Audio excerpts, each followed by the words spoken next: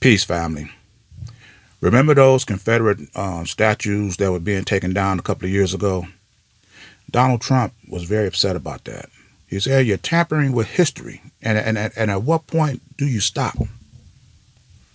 Well, according to Al Sharpton, I'm listening to his show. He said that he signed the bill or last night because he didn't want to do it in the daytime where people could see. He did it at night, and he put J.D. Vance in charge of the Smithsonian Institute.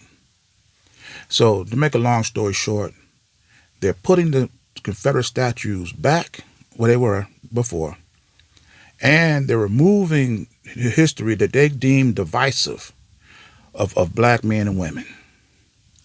Now, if Donald Trump was going into office and his intentions was to lower the cost of eggs, bacon, and gasoline,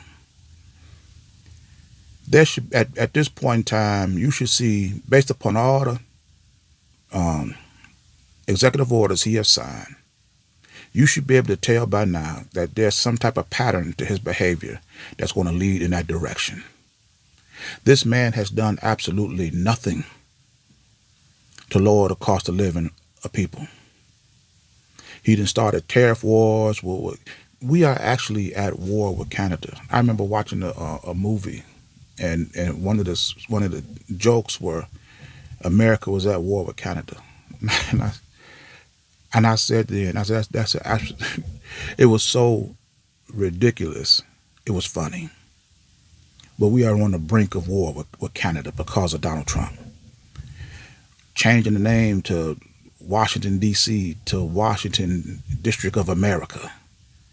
There's no pattern of behavior that this man has participated in since he came into office that will lead you to believe or be able to see any strategy that he's using to lower the cost of living and elevate the quality of life in this country. But there's one pattern that is crystal clear.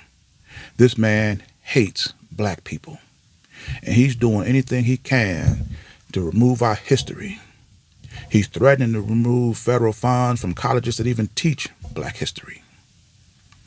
You know, there's an African proverb that says, until the lion has its historians, history will always shine brighter on a hunter. Because see, the hunter has his historians. He's going to come up with some reason to justify his brutality over this lion. But because the lion is incapable of telling his own story, everybody has to go by what the hunter says. And this is what we're seeing right now. And see, and another thing is this. One of the main reasons why they are making this unprecedented assault on the history of black people is because, see, they themselves, they need history to reflect on them. They cannot justify their position, their power, their authority in this country while the history of our people is in the books. When you look and see who is in charge of this country, and you actually assume that white people have done something of their own volition to put themselves in this position, and if anybody was smart enough to do the research, to look and see when did this escalation of whites began, they wouldn't be able to find it.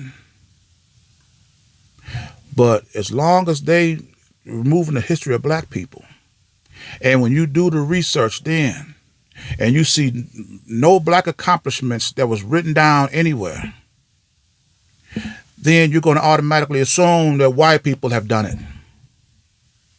This is why they're making this unprecedented assault on the history of black people. And when you have businesses and industries removing the DEI practices and policies, our response has been the same. Protest this, boycott that. Well, at some point in time, it's just like if you keep taking the statues away from history, you got to be careful, because at some point in time it's going to go too far. If we keep protesting Target, Walmart, Amazon, Kroger's, Dillard's, whatever, when are we going to get to the point where we won't have nowhere to shop? We have got to get to the point where we start building for ourselves. Period. And it's not just protesting the existing businesses and industries that we gotta concern ourselves with. We also got to concern ourselves with working for them as well. We can't work for them and then protest all the businesses that they own on the other hand when we go to shop.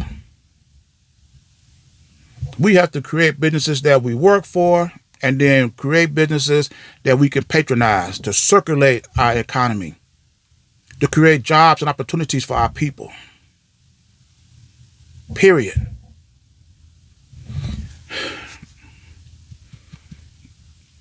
Like I said, Donald Trump is 78 years old.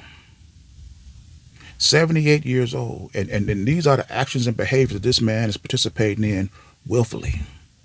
He done made enough money. He don't have to make another dime for the rest of his life. He could live out his remaining years playing golf, going fishing, doing whatever. But he's spending his remaining years doing this. You're attacking veterans, disabled veterans. You're attacking food stamp, SNAP programs that feed the poor, that feed children. You're attacking the board of education that educate the children, that educate the mentally challenged. This level of evil,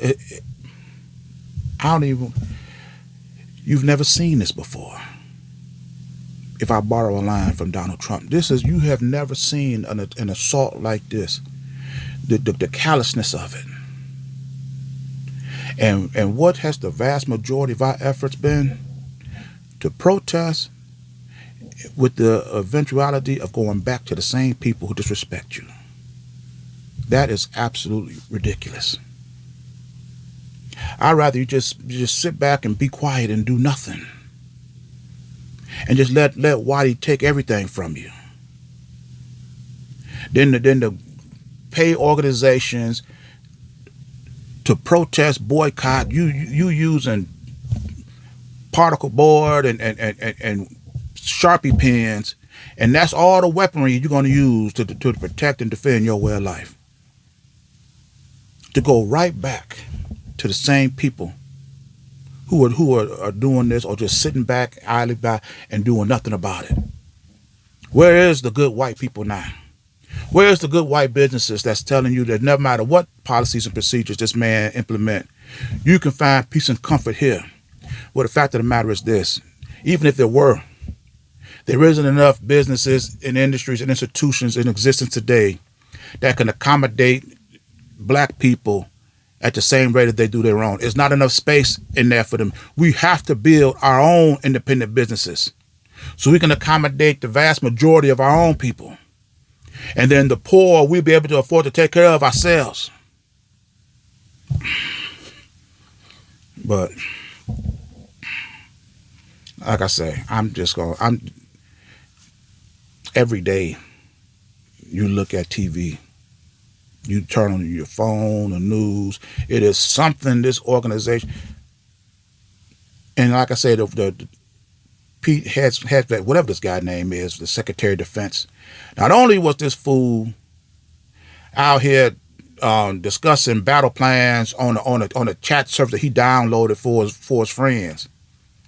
Now they saying that this idiot was in here bringing his wife into top secret meetings, and don't nobody even know if she got security clearance. Look at the level of incompetence. Now you got, I believe Israel is upset with the United States because the information they was getting came from them. And they on here discussing it in some informal chat where anybody could have picked it up.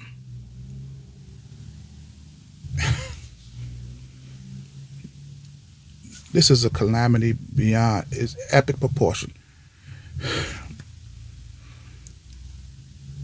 Building our own independent means to sustain our own existence, and segregating ourselves from these people is our only alternative. We done tried everything else. I mean, this is absolutely ridiculous.